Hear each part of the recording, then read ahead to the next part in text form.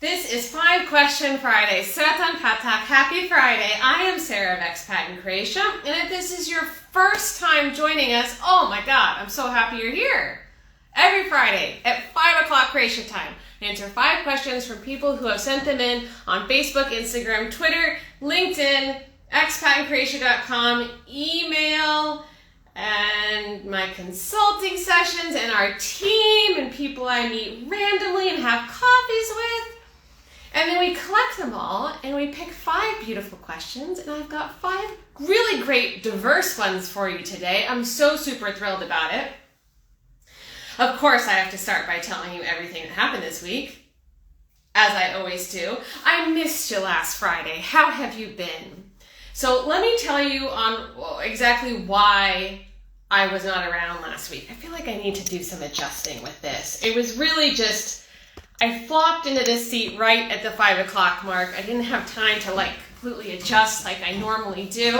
So I'm going to do that now. Okay, so why was I not here last week? I was not here last week because I was in Bucharest, Romania, attending the Brand Minds conference. It was amazing. It was exactly what I needed. Because Expat in Croatia is in transition.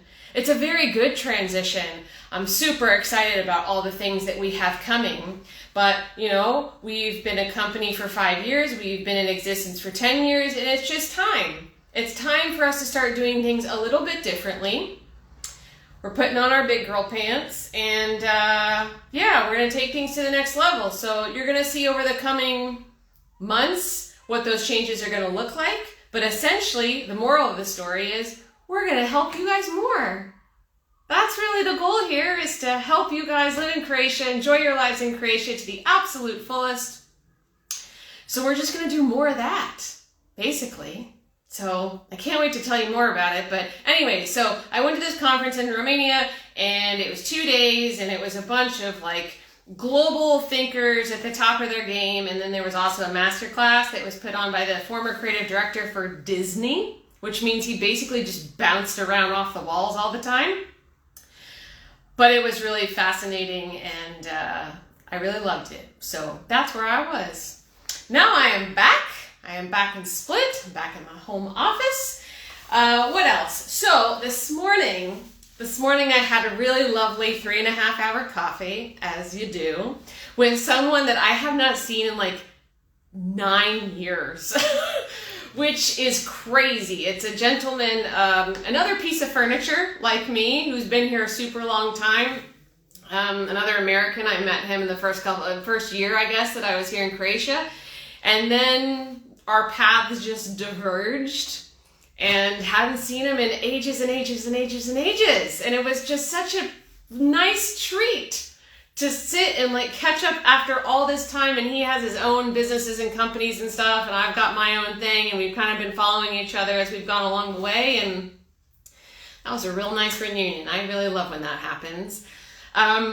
Next Thursday, I'm going to be moderating a panel at the Split Tech City Women in Tech Meetup.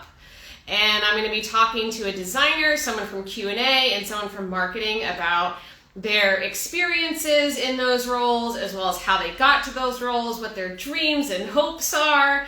It's going to be super fascinating. So if you would like to come and see that, it's completely free. It's going to be at 7 o'clock at Smart Space here in Split. If you would like us to send you details about this, just send us a DM, and we'll be happy to drop it to you right in your inbox. So thank you so much to Split Tech City for that opportunity. They're a great organization here in Split, so yes. All right, what's next? Yes. So I have talked a little bit lightly over the past 6-7 months about how I'm going to be involved in the Association for Croatian American Professionals Conference in Zagreb, so ACAP for short. So ACAP is a global organization, but it is focused predominantly on Croatian American professionals. I'm a member of this organization, and every year they have a conference. And usually it's in the United States, but this year it is in Zagreb, July 6th to the 9th, or 5th to the 8th, I don't know, something like that. And they asked me to be a part of it. I'm super jazzed about that. So I found out exactly where I'm going in the schedule, and who I'm going to be on the panel with. So I'm having a fireside chat with Chuck Bagosta. I don't know if I'm pronouncing his last name correctly, but he is from Pittsburgh, and Cam, my colleague, did a big deep dive on him so that we could learn lots about him, and she was like, this guy's a really good human. So I'm very excited to meet him and chat with him over by the fireside. So that's going to be on day 2 of the conference. If you would like to go to the conference, you can. It is open to anyone who pays their fee to get to it. But if you would like to go to the conference for free, they are looking for volunteers. So we can put you in touch with the organizer if you would like to volunteer to help out with the conference, and then you can come and see me in all my glory. But also a bunch of the Expat in Croatia team is also going to be at the conference. So if you want to come and hang out with us and do a little bit of good, then you can volunteer and come see us. Or you can just pay for a ticket as well. It's a 3-day conference, lots of interesting sessions. The agenda is public on their website, so you can check that out. Although I don't know if they've updated it yet to include yours truly. I know that they had to put it up in agenda just to launch it, but I think there are going to be some changes to the agenda soon. And then they have a really big fancy gala on Saturday, which I love galas because I love dressing up and looking fancy. That's just something that I get a lot of pleasure out of. So anyways, that's going to happen in July.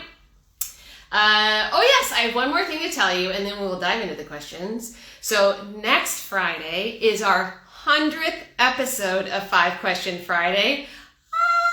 I cannot believe I have done 100 episodes. That's amazing. And the only reason that I have been able to do 100 episodes is because you like me doing these things, apparently. At least that's what I've gathered from you showing up every week to watch it. So I couldn't do 100 episodes without you. So thank you so much. So we're doing something super special for our 100th episode.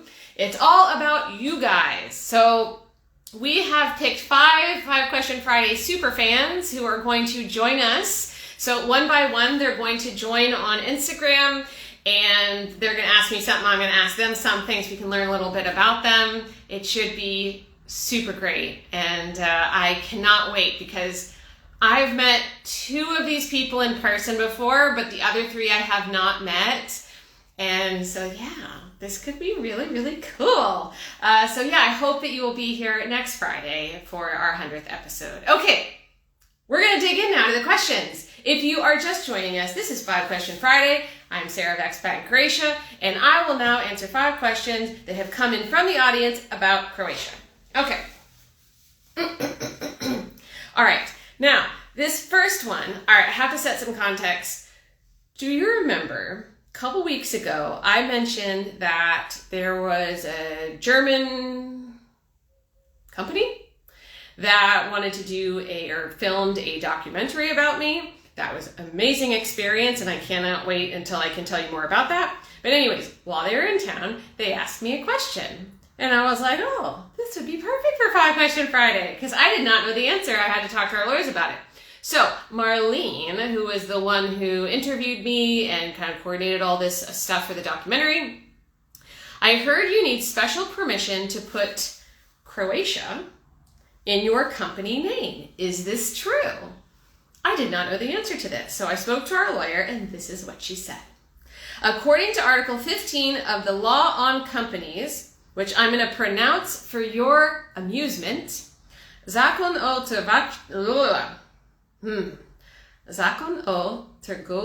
Trgovačkim društvima. The first time you say Croatian words that are complex, it's really hard. It's really hard. All right.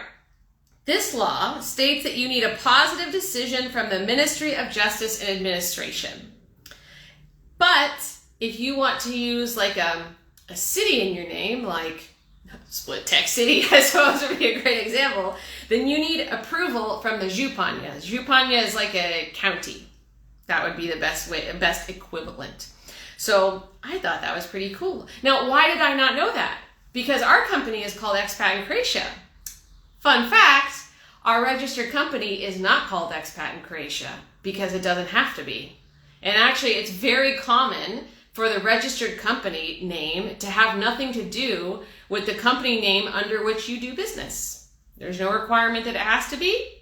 And in Croatia, it is also very common for one company to do lots of different things. So to have different brands, for example. So I've mentioned in the past couple of months that we're going to be launching a new brand, and that doesn't mean it's going to be a new company. It doesn't make sense for it to be a new company. So that brand will be, in addition to Expat in Croatia, on the same registered company that is not named Expat in Croatia. So yeah, that's why I did not know that. Okay. Oh, and you know what? I want to add like an extra tidbit about this, if any of you are planning on opening up a company, because this was really good advice that I was given, and I think it's valid. So when you go to register a company, you have to pick a primary activity and then all your other activities that you may want. What you should do is register for everything. Every possible activity that is available, you should register for it, even if you have no intention of doing it, because if you ever want to do new activities, you have to redo your company registration, which is not cheap. So you should always register for anything. So I'm registered for fishing. I don't think I'm ever going to do that, but never say never. So it's best to just cover all of your bases. All right, looks like we have a question that came in. I'm working in IT, but I'm failing to find a job in Croatia. It's my dream to live and work in Croatia. Well, if you have a job that is abroad, like you're working remotely, then you could apply for the digital nomad permit. If you're looking for a job in Croatia, it is much easier to get a job in tech in Croatia than it is in other industries, because typically when you're working in tech, the Croatian people speak English. So it's not knowing the Croatian language is not as big of a deal. If you would like our jobs guide, send us a DM and we would be more than happy to send it to you. But to get a work permit in Croatia, you need to have a job offer or an employment contract. Thank you so much for the question. Okay, so next is from Ash. Actually, this is 2 questions in one. So it's one question being answered, but we had 2 people ask it. So Ashley and Rosalind, they both submitted this question on our 5 Question Friday forum, which you can find at the link in our profile and in our newsletter and on the website. Okay, Ashley says, Happy Friday! I'm a follower of your site as it is presently helping us get our nomad permit and family reunification permit. That is awesome to hear. I'm so glad. We are renting a home in Zagreb and have a lease agreement, and our permits are still processing. My question is this. My parents from the US are coming to visit and stay with us later this month for less than 90 days. Do we have to register their stay with MUP? If so, how? Yes. Now I'm going to read you Rosalind's situation because it is different. I'm an Australian and Croatian citizen living full-time in Australia with my Australian husband. We own an apartment solely for our use and use it once a year, usually for only 3 weeks, and this year for 9 weeks. My Australian sister is also staying with us for 3 weeks. Do we need to register as tourists at the police station under the following circumstances? And if so, is there a form we need to complete? Yes and yes. So, just to summarize so that we are all on the same page. These are people. Well, in the first situation, Ashley lives here and her family from abroad who are only tourists are coming to stay with her. And then in Rosalind's situation, she lives abroad, owns a house in Croatia, and she comes to visit and stay in that house a few weeks for each year as a tourist. Okay? Everyone in Croatia has to be registered with the police in some capacity.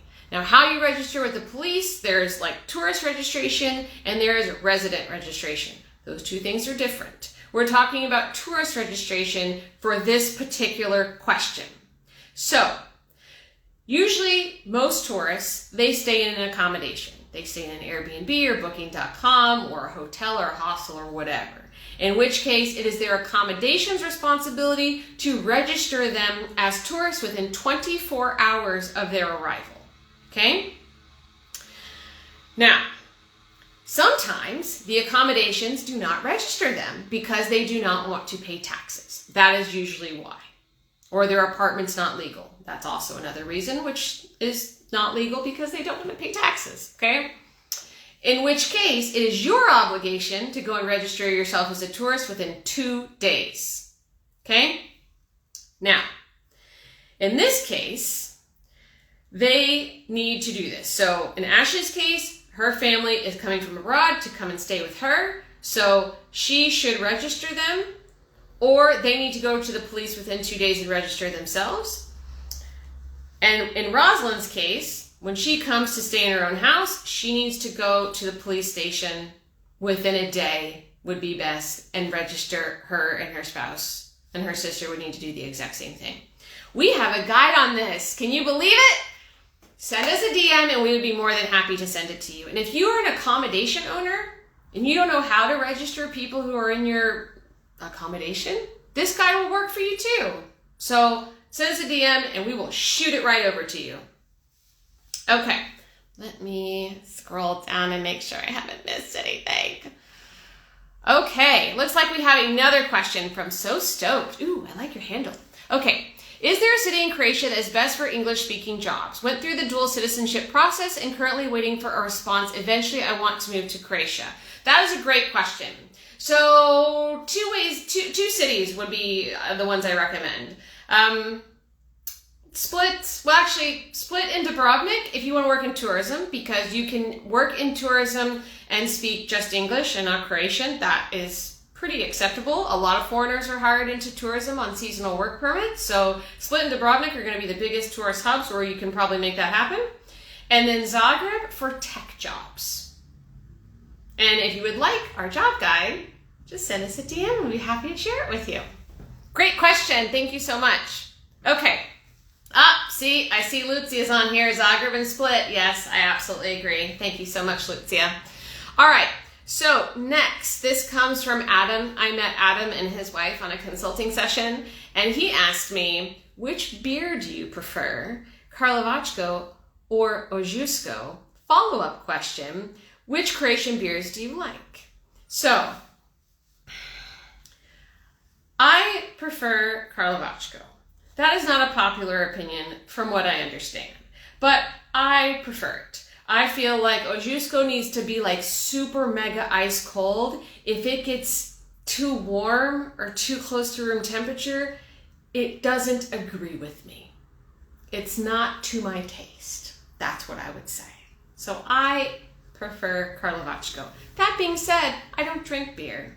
And the reason I don't drink beer is because a couple of years ago, my body aged to a point where it does not agree with me. It makes me feel like garbage. And that is very, very sad, because there is nothing more enjoyable on a super hot summer Croatia day than a nice ice cold beer. Makes me very sad. Now, there are other Croatian beers I like that I drank before my body said, no, you cannot do this anymore. And that is Zmajska Pale Ale. This is a craft beer from someplace. I don't know. I probably should have looked it up before we got on the thing. But Zmajska, I really love their pale ale. They have a number of different beers, but the pale ale is my favorite. Velebitsko, that's another local beer. That is the one that made me discover I had a problem with beer, because I broke out into hives. But I drank Velebitsko for years with no problem. This is just a me thing. This is not beer in general. And then San Servolo, which is kind of like a Belgian style that's from Istria. They have a couple different varieties. They even have it in like a Belgian style bottle. But I really like those too.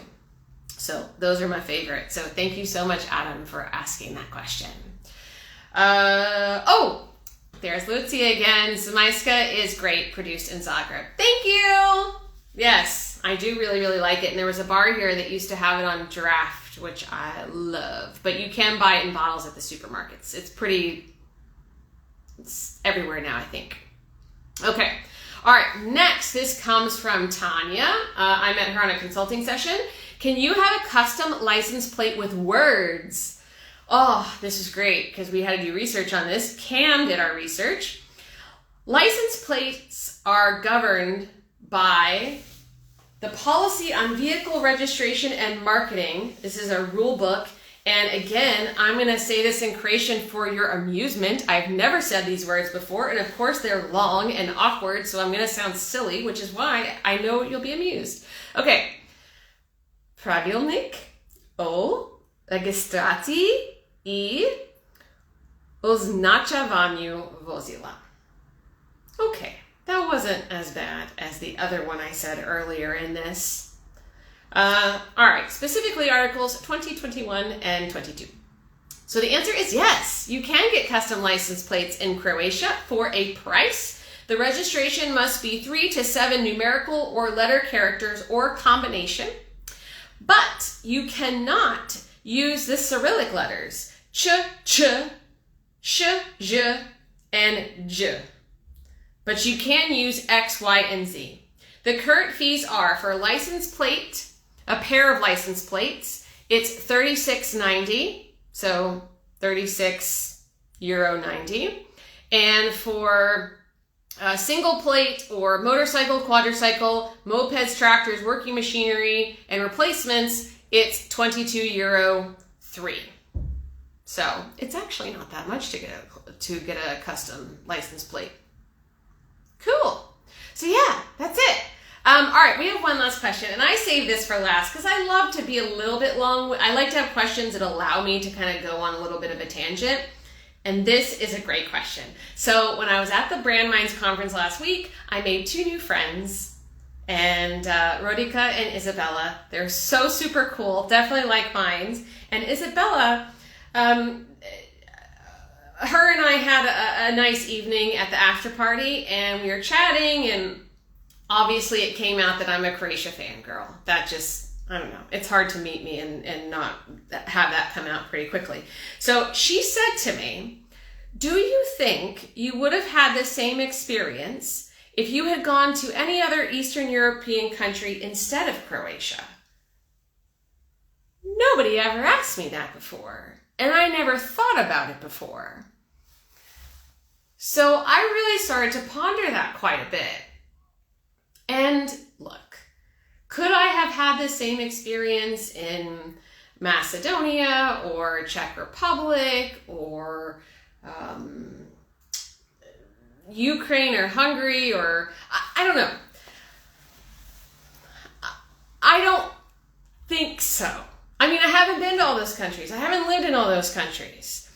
But there's something very special about Croatia. And there's something very special about how people love Croatia and experience Croatia. Something that you can't quite put your finger on.